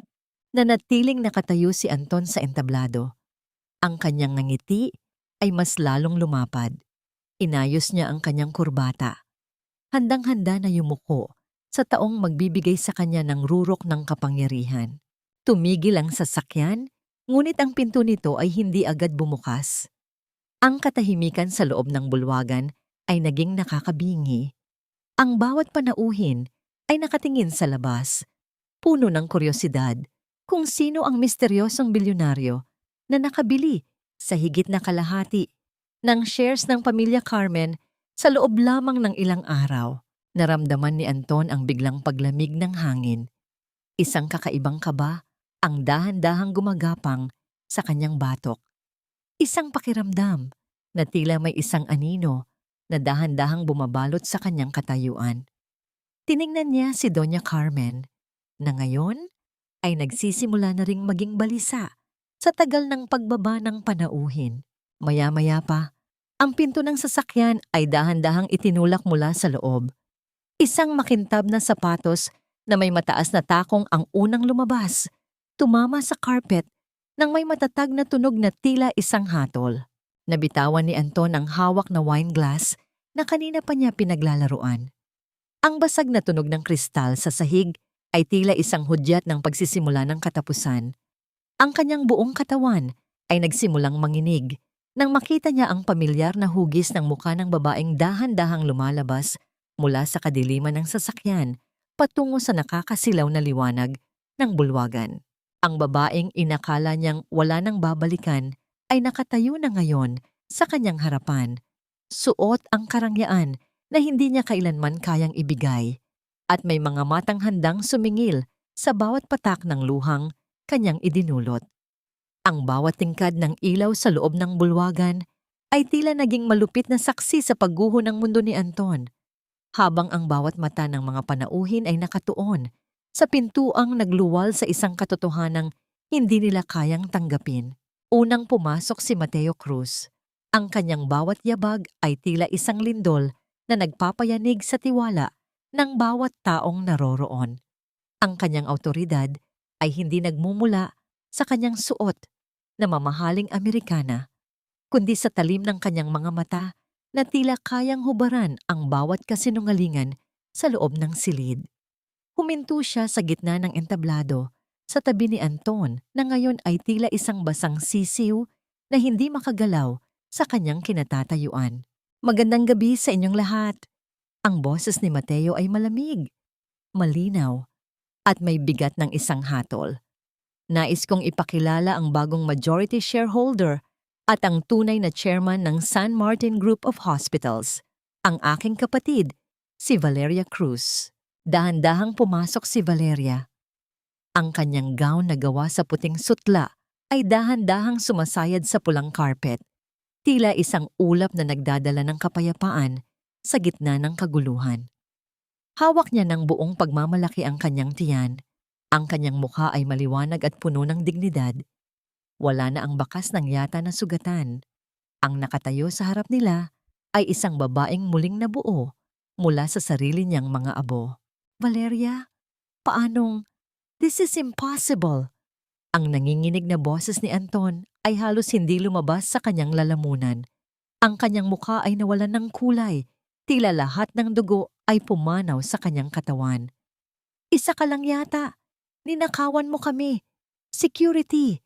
Ilabas ang babaeng ito. Ngunit walang gwardiyang gumalaw.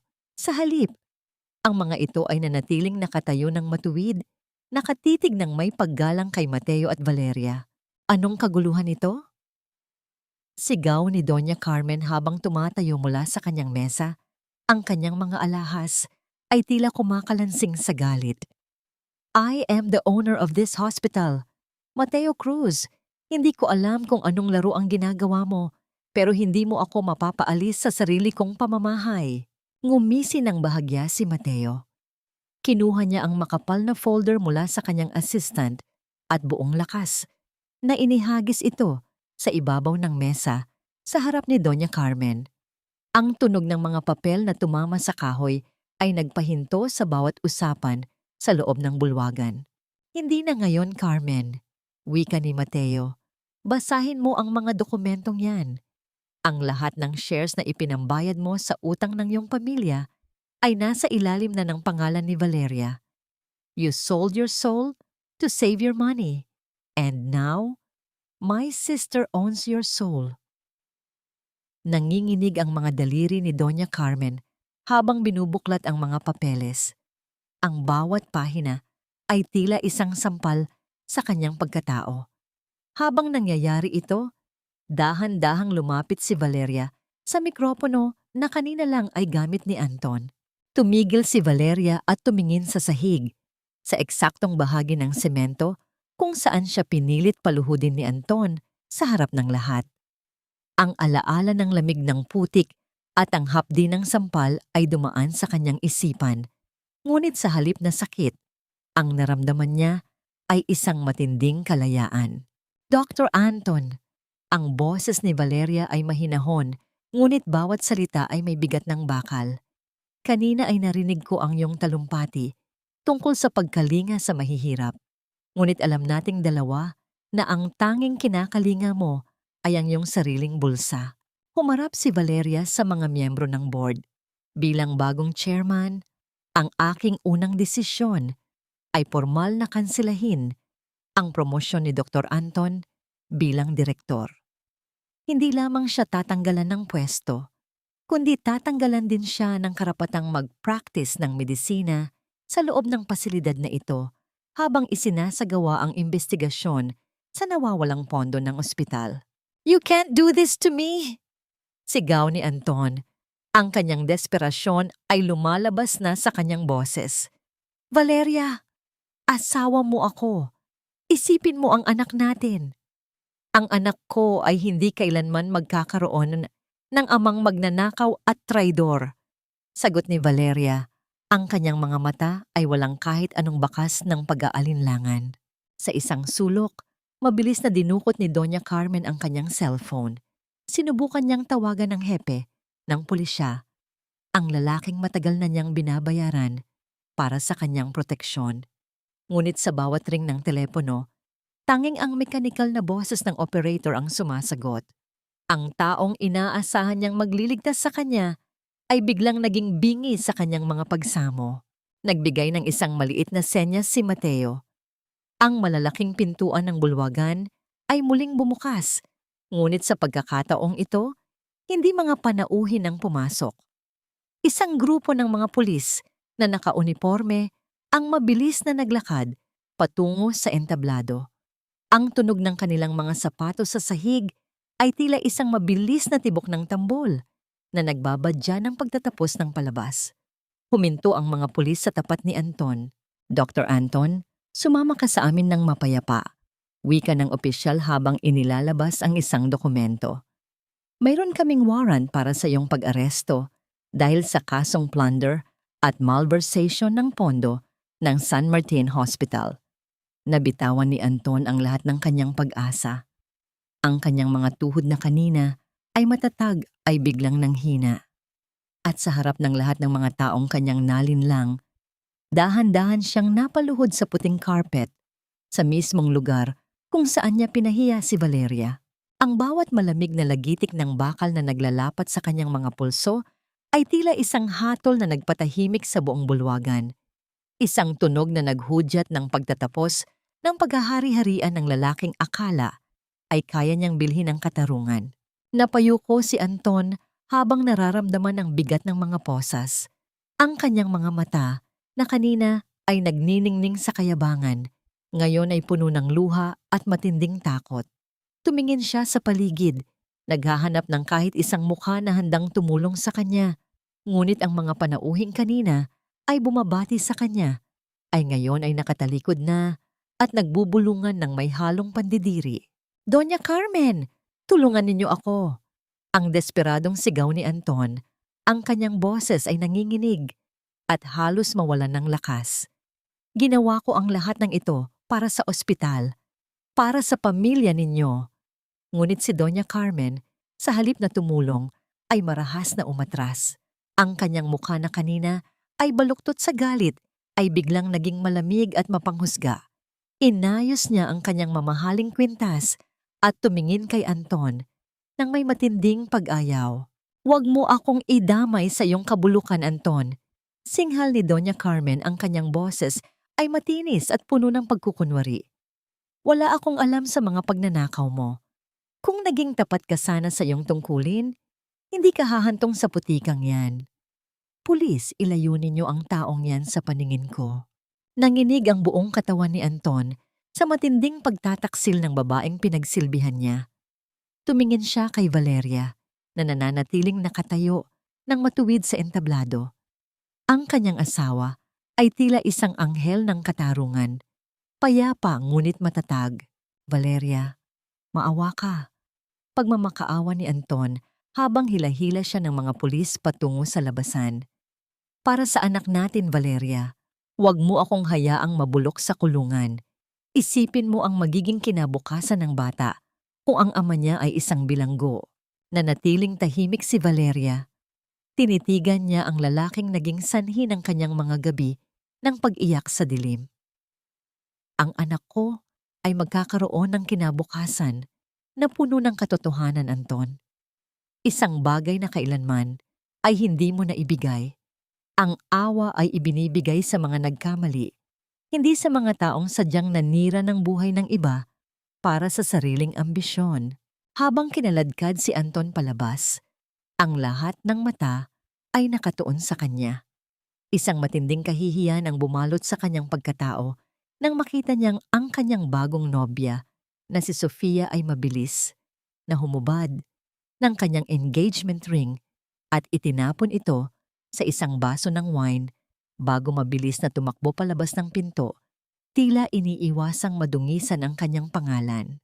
Sa kabilang panig naman, hindi pa tapos ang katarungan. Muling lumapit si Mateo sa tabi ni Valeria at tumingin kay Doña Carmen na pilit na nag-aayos ng kanyang sarili. "Huwag ka ring magsaya, Carmen." Malamig na wika ni Mateo. "Ang lahat ng iyong mga ari-arian ay kasalukuyan na ring isinasa ilalim sa foreclosure. Ang mansyong tinitirhan mo ay hindi na sayo simula bukas. Ang bawat sentimong ninakaw ninyo sa mga pasyente ay babawiin namin hanggang sa huling kusing." Namutla si Doña Carmen, ang kanyang mga kamay ay hindi na mapigilan ng panginginig. Ang lahat ng kanyang ipinagmamalaking kapangyarihan ay naglaho na parang bula sa isang iglap. Huminga ng malalim si Valeria. Ang bigat na kanina pa nakadagan sa kanyang dibdib ay tila unti-unting lumulutang. Ngunit sa gitna ng kanyang pananagumpay, isang kakaibang sensasyon ang naramdaman niya sa kanyang katawan. Isang matalim na kirot na sinundan ng pakiramdam ng pag-agos ng mainit na likido sa kanyang mga binti, ang nagpatigil sa kanyang paghinga. Napahawak si Valeria sa kanyang tiyan. Ang kanyang mga mata ay nanlaki sa kaba at pananabik. "Kuya, Ang mahinang tawag niya kay Mateo. "Valeria, anong nangyayari?" Tanong ni Mateo. Ang kanyang muka ay agad na nabalot ng pag-aalala. "Ang panubigan ko, pumutok na," bulong ni Valeria habang dahan-dahang napapaupo. "Oras na kuya, lalabas na ang anak ko." Ang kanina ay bulwagan ng katarungan ay biglang naging silid ng pagmamadali. Umalingaw-ngaw ang sunod-sunod na sigaw ng mga nurse at doktor na nag-aapurang kumuha ng stretcher. Sa gitna ng kaguluhan, isang bagong buhay ang nagbabadya. Hudyat na ang mahabang gabi ng pagdurusa ay tuluyan ng magtatapos sa pagsilang ng isang bagong pag-asa. Ang puting liwanag ng kisame sa loob ng delivery room ay tila sumasalamin sa bagong pag-asang sumisibol sa gitna ng lahat ng pait ng nakaraan. Mabilis na isinugod si Valeria sa pinakamarangyang VIP delivery room ng San Martin Hospital. Ito ang mismong kwarto na naging mitya ng kanyang paghihirap, ang silid na naging dahilan kung bakit siya itinaboy at minaltrato noon. Ngunit sa pagkakataong ito, hindi siya papasok doon bilang isang hamak na yata na kailangang magmakaawa para sa atensyon ng mga doktor. Pumasok siya bilang ang may-ari ng buong pasilidad, ang babaeng dumaan sa apoy upang muling mabuo ang kanyang dangal. Sa loob ng silid, ang bawat galaw ng mga kagamitang medikal at ang mahinang tunog ng oxygen monitor ay tila isang maayos na orkestra na naghahanda para sa isang mahalagang pagtatanghal. Si Dr. Elias ang nangasiwa sa panganganak. Ang kanyang mga mata ay nanatiling kalmado, isang matatag na angkla sa gitna ng dambuhalang alon ng sakit na nararamdaman ni Valeria. "Everything will be okay, Valeria. Huminga ka ng malalim. Nandito lang ako." Ang malumanay na boses ni Elias habang mahigpit na hinahawakan ang kamay ni Valeria. Kumuha si Valeria ng lakas mula sa haplos na yon. Ang bawat pisil ni Elias sa kanyang kamay ay tila nagsasabing hindi na siya muling mag-iisa sa kanyang pakikipaglaban.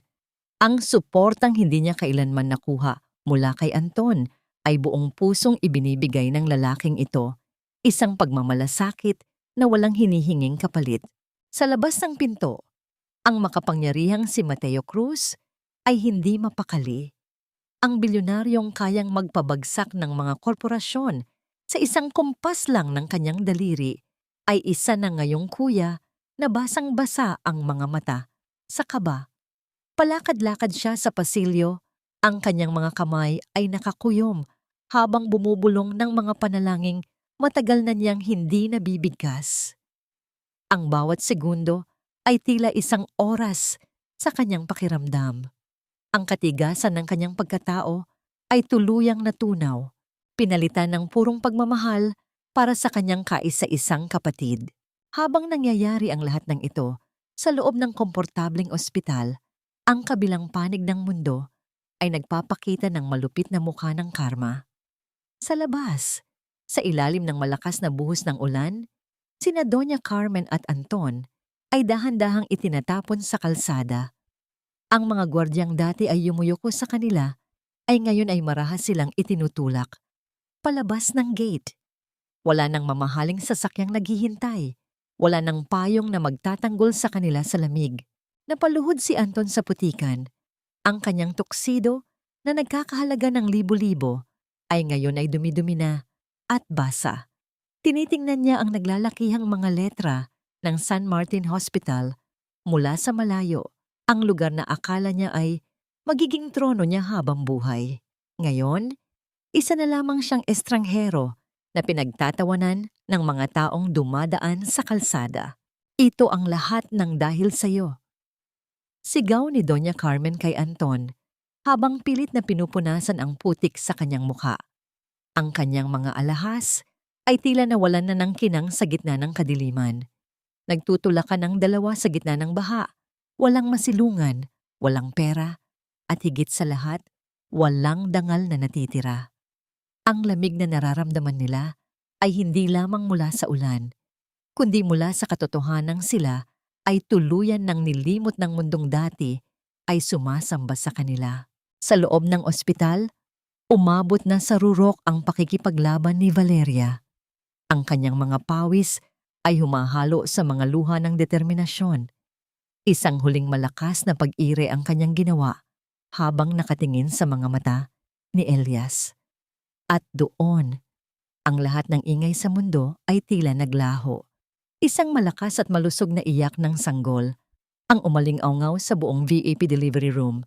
Ang tunog na yon ay tila isang matamis na himig ng tagumpay na bumasag sa lahat ng pait at sakit ng nakaraan. Napaiyak si Valeria sa sobrang kaligayahan ng ilapag sa kanyang dibdib ang isang munting anghel. Ang init ng balat ng kanyang anak ay tila isang gamot na tuluyang nagpagaling sa lahat ng sugat sa kanyang puso. Kasabay ng unang yak ng bata, ang nagngangalit na bagyo sa labas ay dahan-dahan ding huminto. Ang mga ulap ay naghiwalay, nagbibigay daan sa sikat ng araw na dahan-dahang sumisilip mula sa silangan. Tila isang hudyat na ang mahabang gabi ay natapos na. Tumingin si Elias kay Valeria nang may matinding paghanga. Ang amoy ng ulan sa labas ay napalitan ng sariwang amoy ng umaga. Ang bagong buhay ay narito na at kasama nito ang pangako ng isang kinabukasang wala ng luha ng pait, kundi luha lamang ng purong pasasalamat. Ang bawat mahinang paghinga ng sanggol sa kanyang bisig ay tila isang himig na nagbubura sa lahat ng ingay ng nakaraan. Isang paalala na sa kabila ng bawat unos, mayroong umagang laging naghihintay na sumilay. Sa loob ng kanyang silid sa ospital, nakaupo si Valeria sa gitna ng mga puting unan, yakap ang kanyang anak na lalaki na pinangalanan niyang Gabriel, ang kanyang mensahero ng pag-asa. Ang halimuyak ng baby powder at ang gatas ay pumupuno sa hangin, isang amoy na nagbibigay ng kakaibang kapanatagan sa kanyang puso. Wala na ang takot, wala na ang kaba. Ang tanging nararamdaman niya ay ang init ng munting katawan na nakasandal sa kanyang dibdib. Dahan-dahang bumukas ang pinto at pumasok si Dr. Elias. Hindi siya nakasuot ng kanyang medical gown. Sa halip, dala niya ang isang bungkos ng mga sariwang bulaklak na puti. Ang kanyang mga mata ay nananatiling malumanay, ngunit may isang bagong ningning doon sa tuwing titingin siya kay Valeria. Masyado kayata kaming pinapainggit ni Gabriel, Valeria. Biro ni Elias habang inilalagay ang mga bulaklak sa florera. Kahit ang mga nurse sa labas ay hindi mapigilang mapasilip dahil sa katahimikan at ganda ng eksenang ito. Ngumiti si Valeria, isang tunay at malalim na ngiti na abot hanggang sa kanyang mga mata. Salamat sa lahat, Elias. Hindi ko alam kung paano ako makakapagsimula muli kung wala ang tulong mo at ni Kuya. Umupo si Elias sa silya sa tabi ng higaan. Hindi mo kailangan ng pasasalamat, Valeria. Ang makita kang ganito, ligtas, malakas at masaya, iyon na ang pinakamalaking bayad para sa akin. At tungkol sa klinika, narinig ko ang balita. Plano mo raw itong gawing isang ganap na foundation hospital? Tumango si Valeria habang hinahaplos ang maliliit na daliri ng kanyang anak. Gusto kong ang bawat pasyenteng walang pera ay makatanggap ng parehong alaga na natanggap ko rito. Ang San Martin Hospital ay hindi na magiging palasyo para sa mga mayayaman lamang. Ito ay magiging tahanan para sa lahat. Habang namumuo ang isang magandang plano para sa kinabukasan, ang katarungan naman ay patuloy na gumugulong sa kabilang bahagi ng lungsod. Sa loob ng isang masikip at madilim na selda sa kulungan, nakaupo si Anton sa ibabaw ng isang matigas na bangko. Ang kanyang orange na uniforme ay maluwag na sa kanyang katawan dahil sa mabilis na pagbaba ng kanyang timbang. Ang bawat kalansing ng susi ng mga gwardiya sa labas ay nagpapatalon sa kanyang puso sa takot. Wala na ang kanyang mga kaibigan, wala na ang kanyang posisyon, at wala na ang kanyang dangal. Nabalitaan niyang ang lahat ng kanyang mga lisensya ay tuluyan ng binawi ng Professional Regulation Commission. Hindi na siya kailanman muling makakahawak ng stethoscope o makakatapak sa loob ng isang operating room. Ang pangarap niyang maging direktor ay nauwi sa isang habambuhay na mantsa sa kanyang pangalan. Bumukas ang bakal na rehas at lumapit ang isang gwardiya. May nagpadala sa iyo ng sulat, Anton. Galing sa korte. Nanginig ang mga kamay ni Anton habang binubuksan ang sobre. Ito ang pinal na desisyon para sa kasong malversation at plunder. 10 taon hanggang habambuhay na pagkakakulong. Nabitawan ni Anton ang papel sa semento. Napahagulgol siya.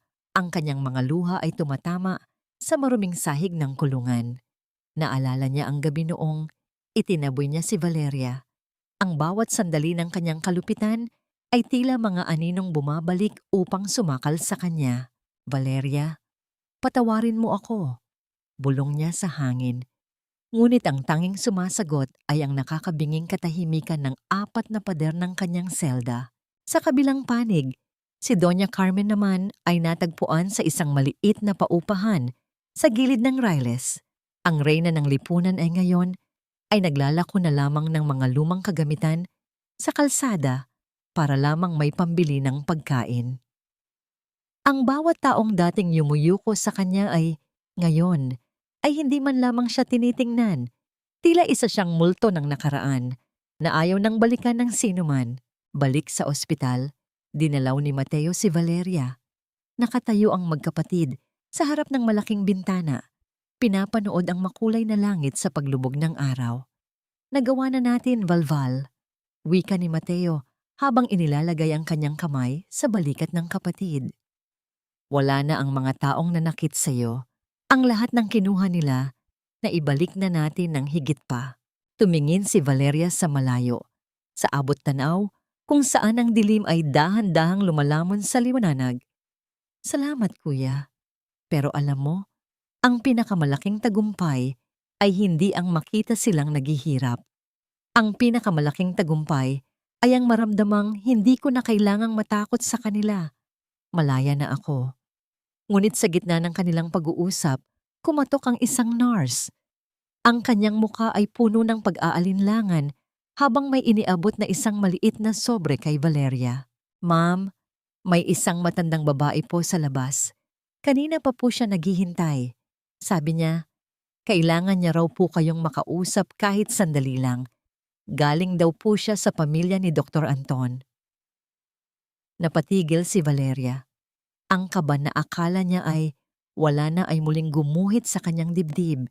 Tiningnan niya si Mateo na ngayon ay handa na ring mag-utos sa mga gwardya na paalisin ang bisita. Sino siya? Tanong ni Valeria. Ang nanay po ni Dr. Anton, ma'am. Ang dating biyena ninyo. Sagot ng nurse. Natahimik ang buong silid. Ang tanging naririnig ay ang mahinang tunog ng aircon at ang mahimbing na paghinga ni Gabriel. Ang babaeng naging mitya ng marami niyang pasakit, ang babaeng laging nagsasabing hindi siya karapat-dapat sa kanilang pamilya, ay ngayon ay nasa labas at nagmamakaawa. Ang bawat yabag ng nakaraan na pilit nating ibinabaon ay tila may sariling paraan upang muling kumatok sa ating pintuan, hindi upang muling manakit, kundi upang ipakita kung gaano nakalayo ang ating narating mula sa dilim.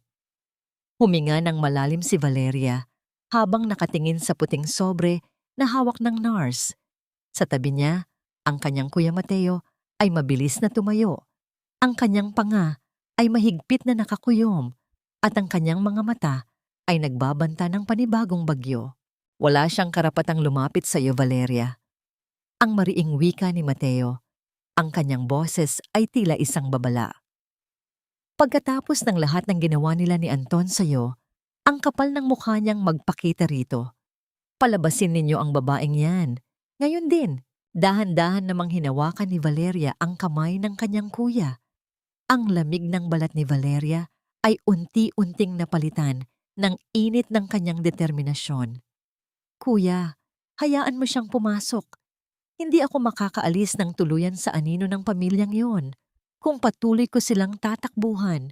Gusto kong makita kung ano ang mukha ng taong dati ay tinitingnan ako bilang basura. Nag-aalangan man, tumango si Mateo at tumabi. Bumukas ang pinto ng dahan-dahan Ang tunog ng pag-ikot ng seradura ay tila isang hudyat ng pagpasok ng isang multo mula sa nakaraan.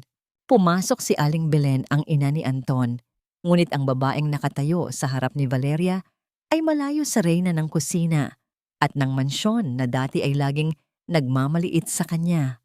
Ang kanyang buhok ay gulo-gulo, ang kanyang damit ay luma at may mga mantsa ng dumi, at ang kanyang mga balikat ay nakayukod dahil sa bigat ng kahihiyan. Ang kanyang boses, na dati ay laging puno ng utos, ngayon ay halos hindi na lumalabas. Valeria, ang mahinang tawag ni Aling Belen. Ang kanyang mga mata ay namumula sa pag-iyak. Patawarin mo ako, anak. Patawarin mo kami. Nanatiling nakaupo si Valeria. Yakap-yakap pa rin ang natutulog na si Gabriel. Ang bawat salita ng matanda ay tila mga tuyong dahon na nililipad ng hangin. Walang bigat, walang buhay. Huwag ninyo akong tawaging anak, Aling Belen. Ang mahinahong sagot ni Valeria. Ang boses niya ay walang galit, ngunit wala ring init. Nakalimutan ninyo na ba? Ako ang salot sa pamilya ninyo. Ako ang yata na walang utang na loob. Iyan ang mga salitang itinanim ninyo sa puso ko sa loob ng maraming taon. Napahagulgol si Aling Belen at dahan-dahang lumuhod sa sahig ng ospital. Ang tunog ng kanyang mga tuhod na tumatama sa malamig na marmol ay umalingaw-ngaw sa buong silid. Isang pisikal na pagpapakita ng kanyang pagbagsak. Nagkamali kami, Valeria. Patawarin mo si Anton. Naghihirap siya sa loob. Wala kaming makain, wala kaming matuluyan. Ang lahat ng aming pag-aari ay kinuha na ng mga bangko. Maawa ka, Valeria. Kahit para na lang sa bata. Kahit kaunting tulong lang para makaraos kami. Tumingin si Valeria kay Gabriel. Ang kawalang malay ng kanyang anak ay tila isang proteksyon laban sa lahat ng kabulukan ng mundo. Tumingin siya muli kay Aling Belen. At sa pagkakataong ito, hindi galit ang naramdaman niya, kundi isang malalim na pagkaawa. Pagkaawa sa isang taong binuo ang buhay sa ibabaw ng kayabangan na ngayon ay gumuho na. Ang tulong na hinihingi ninyo ay ibinigay ko na nung mga panahong pinagsisilbihan ko kayo nang walang reklamo, wika ni Valeria. Pinaglingkuran ko kayo dahil mahal ko si Anton at dahil akala ko ay pamilya tayo. Pero tinapon ninyo ako ng parang basura noong kailangan ko kayo. Aling Belen, tumayo na kayo. Hindi ninyo kailangang lumuhod sa harap ko. Tumayo si Valeria. Dahan-dahang inihiga si Gabriel sa kanyang crib at lumapit sa matanda.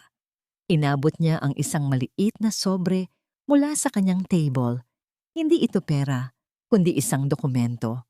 Ito ay listahan ng mga foundation na itinatag ko sa ilalim ng San Martin Hospital, paliwanag ni Valeria.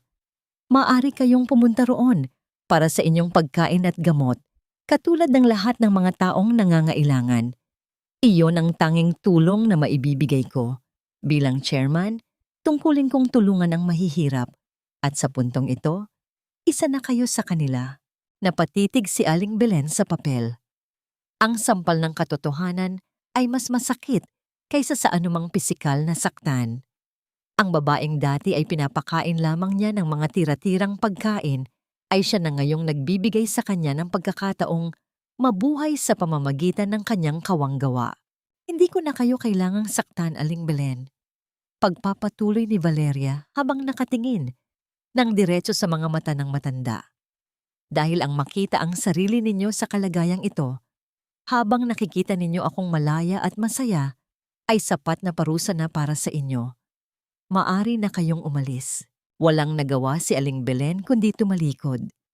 Ang kanyang bawat hakbang palabas ng silid ay tila lalong nagpapabigat sa kanyang pagkatao. Nang sumara ang pinto, tila may isang dambuhalang pader na gumuho sa puso ni Valeria.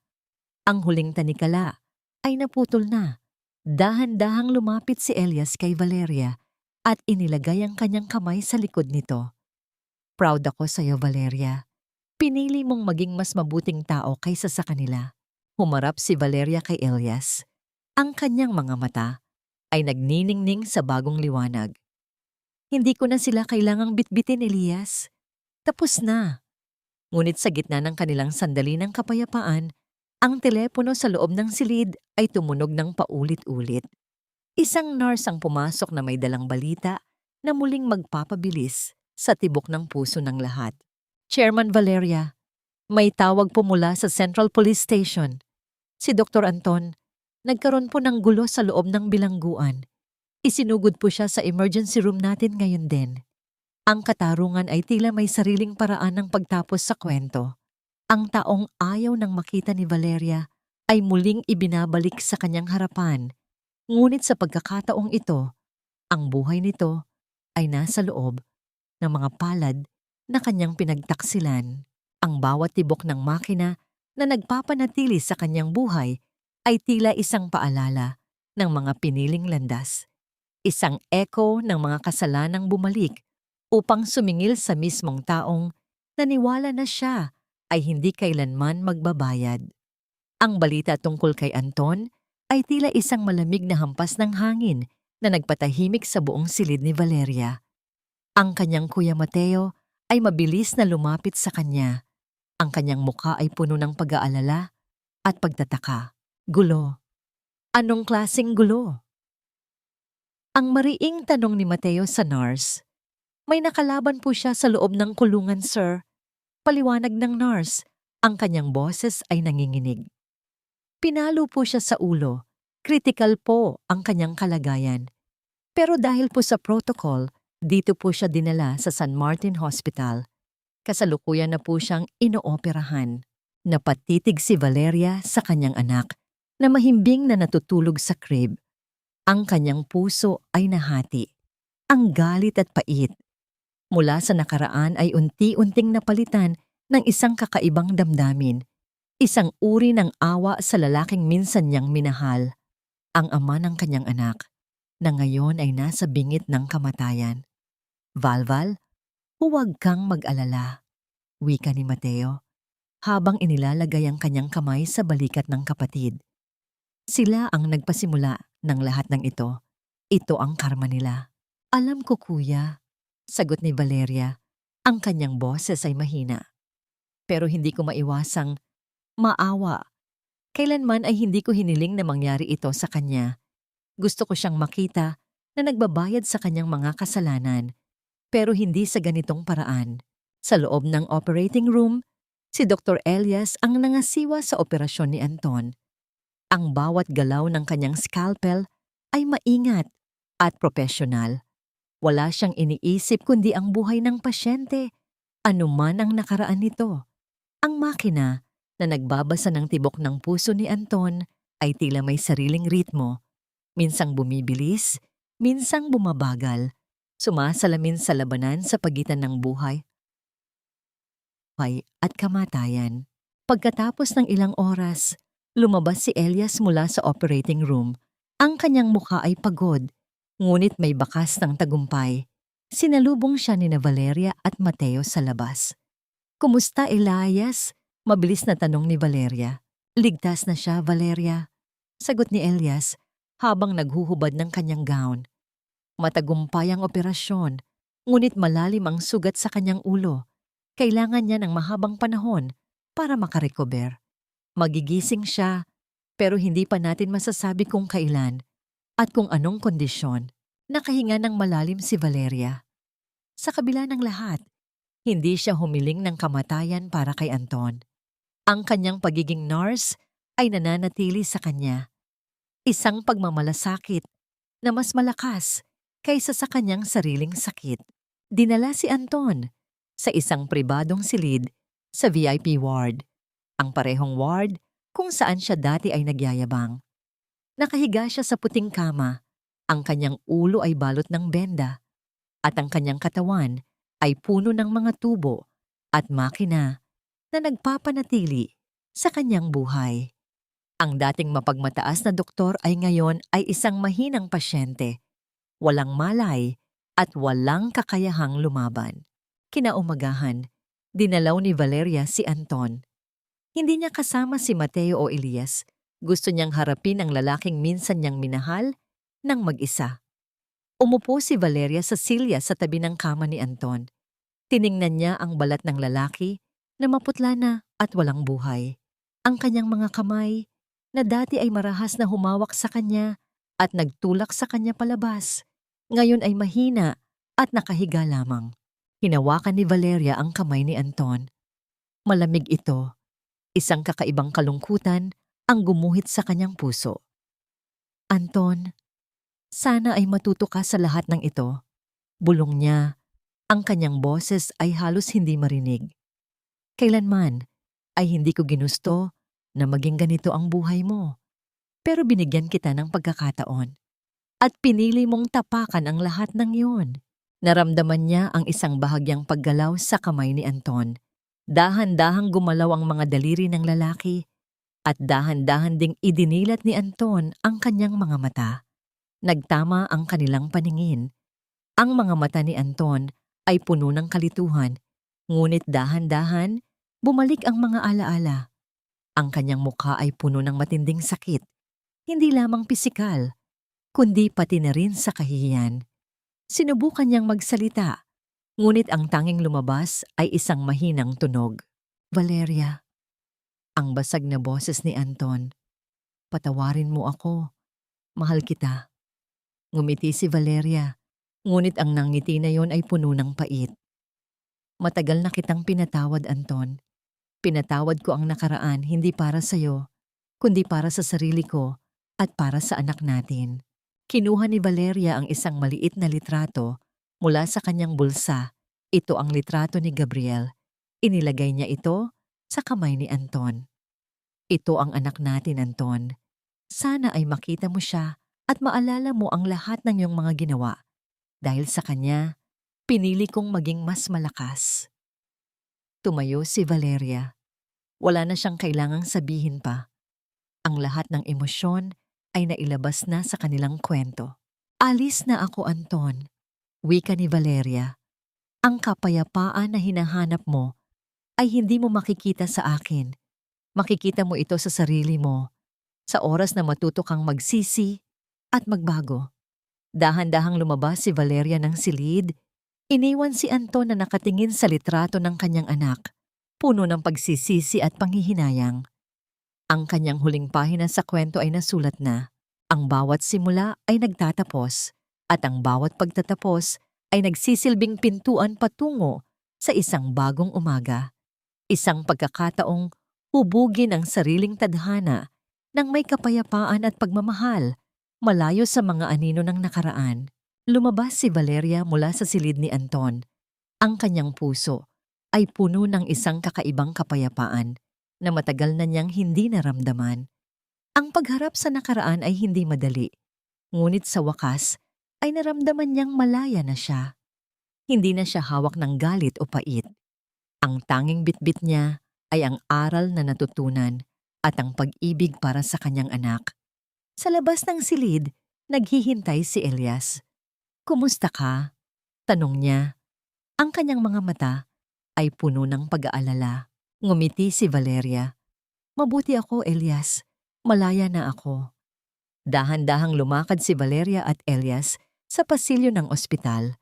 Ang mga ilaw na dumadaloy mula sa mga bintana ay nagbibigay ng kakaibang liwanag sa kanilang daan.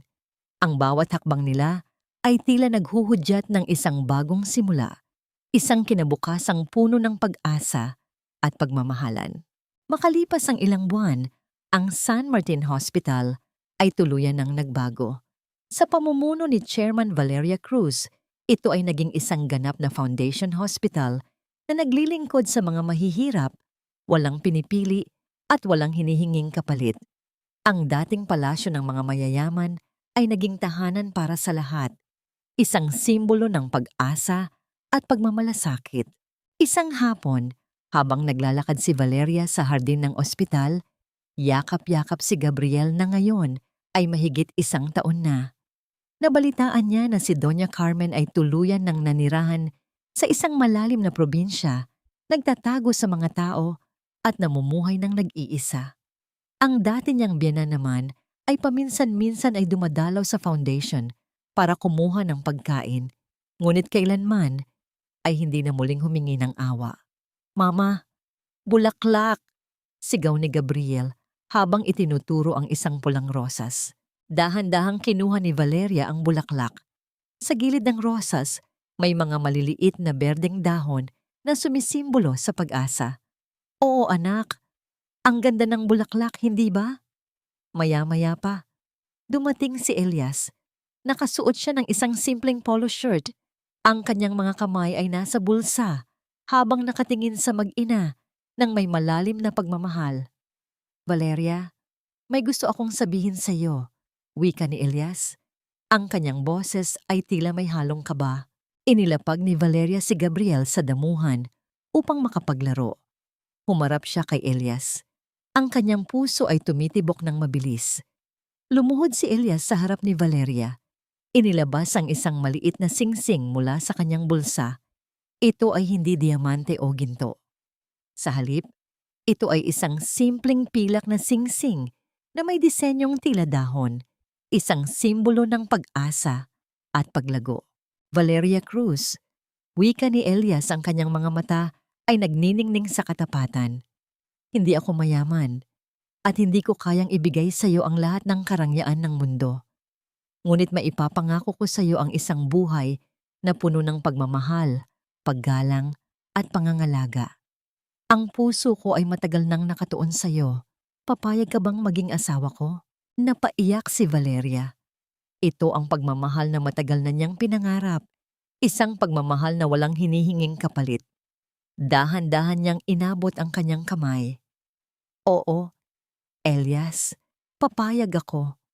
Ang boses ni Valeria ay puno ng kaligayahan. Isinuot ni Elias ang singsing sa kanyang daliri. At sa sandaling iyon, tila bumalik ang lahat ng kulay sa mundo. Yumakap si Elias kay Valeria nang may matinding pagmamahal.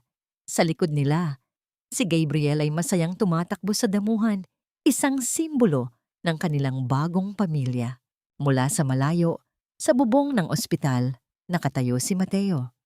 Ang kanyang mukha ay puno ng kapayapaan habang pinapanood ang kanyang kapatid na masaya. Nagawa na niya ang kanyang misyon.